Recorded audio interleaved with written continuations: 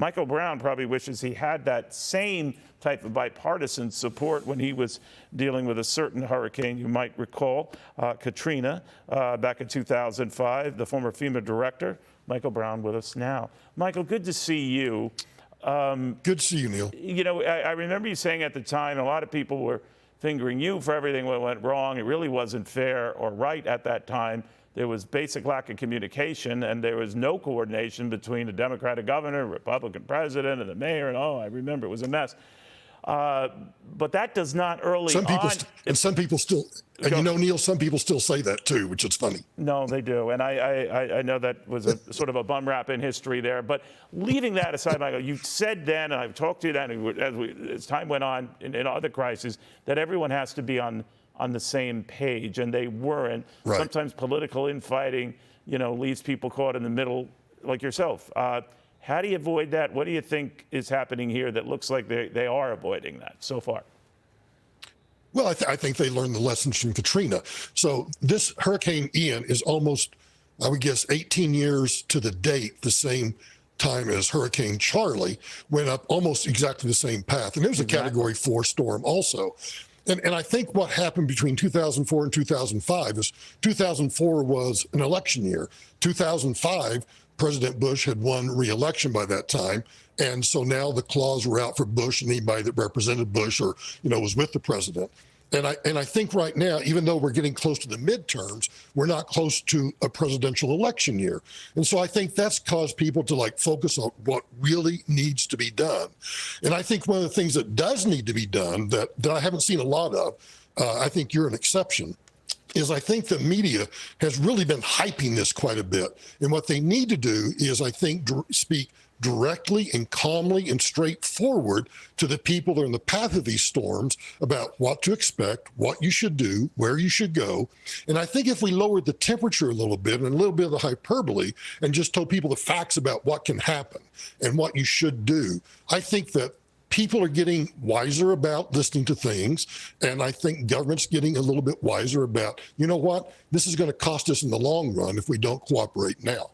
You know what I noticed, too? There was a time you were trying to warn people at the time. Look, not everything's hunky-dory. Sometimes we're used to at these events, everyone congratulating each other and saying we're doing this and all that. Yes. The fact of the matter is it's an ongoing crisis, and I know you were talking to President Bush and saying we're having some difficulties here. But there was this push, I guess, on both sides. Democratic governor and you had the mayor to deal with in New Orleans. But this idea that everyone had this sort of own agenda.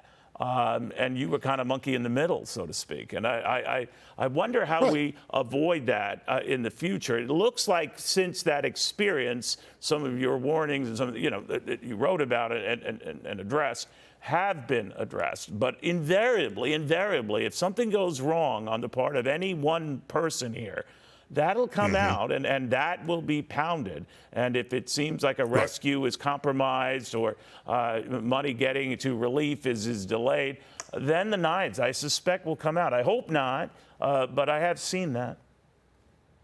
And they will. And the sad part is the media looks for that.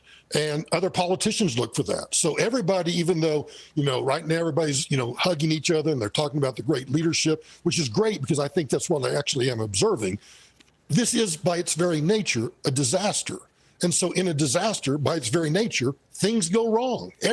Something goes wrong all the time.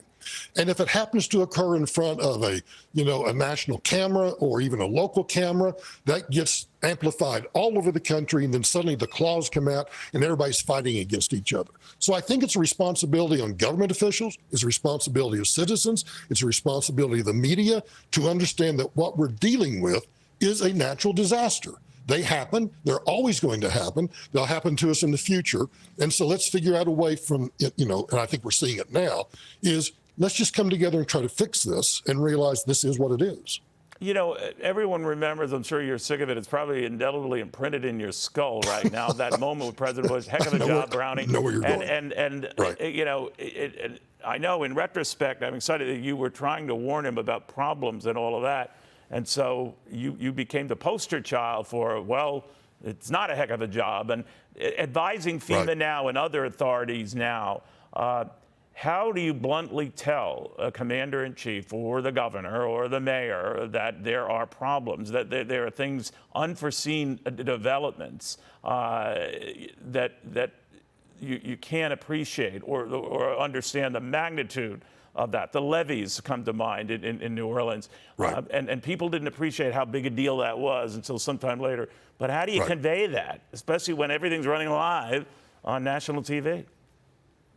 Well, so here's what you point out that moment where Bush said you're doing a heck of a job. Well, just right before that, we were in a waiting room to go out for a photo op, and I was trying to explain to the president what was going on. And we got interrupted and said, look, we're running late. We got to go out there now. My mistake at that point was to say to Ari Fleischer and the others, look, stop. A photo op can wait. President must hear this. And so I would say to emergency managers, to mayors, city councilmen, firefighters, responders, if you need to convey a message to your leadership, you've got to get in front of them. You've got to step in front of them, block them, tackle them, whatever it is, and say, you've got to hear this. Because if you don't hear what I'm about to say, it's going to come down on either you or me or both of us. And this is just part of learning to communicate in the midst of a crisis. You've got to step back, make people take time out, calm down, and listen to what's going on. And I think that's the role, I keep harping on this, but I think that's the role of government, it's the role of citizens, and it's the role of the media.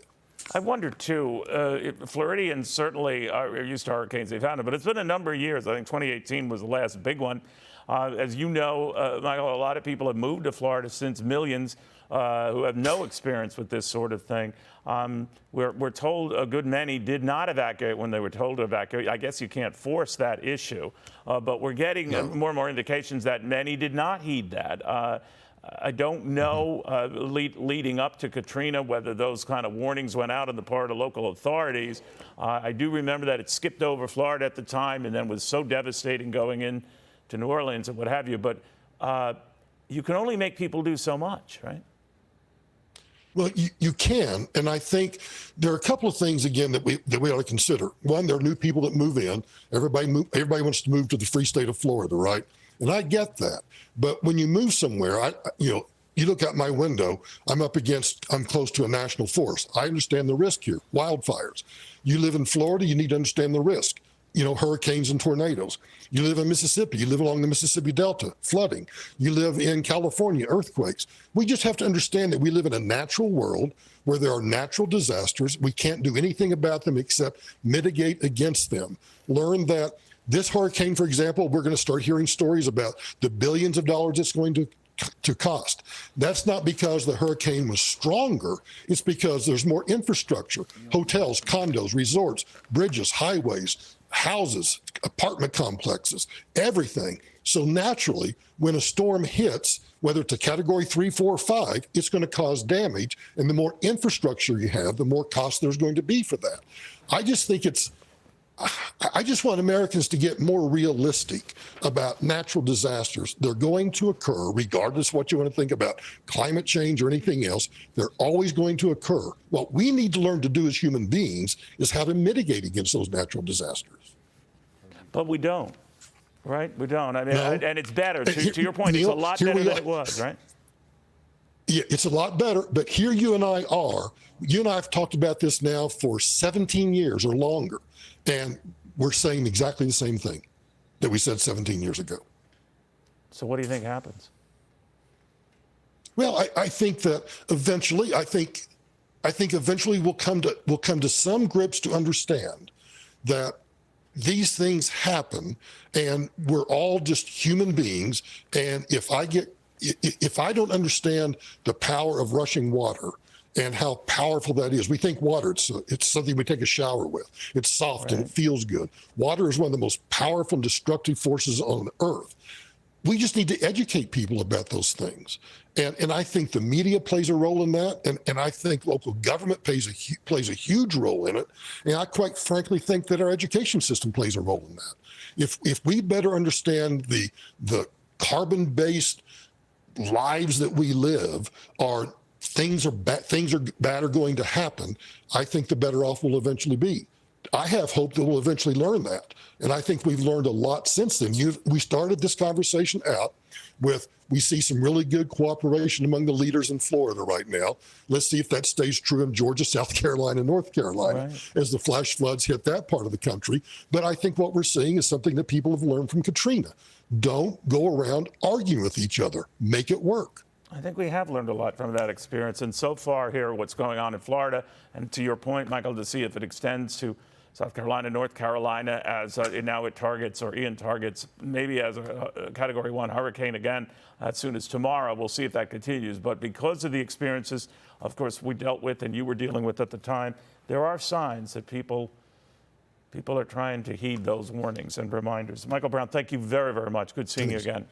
Hi, everyone. I'm Brian Kilmeade. I want you to do me a favor. I want you to click to subscribe to the Fox News YouTube page. This is the only way that I know for sure that you're not going to miss any great commentary, any great news bites, any great interviews coming your way on Fox. You can get it all here on YouTube. So subscribe right now.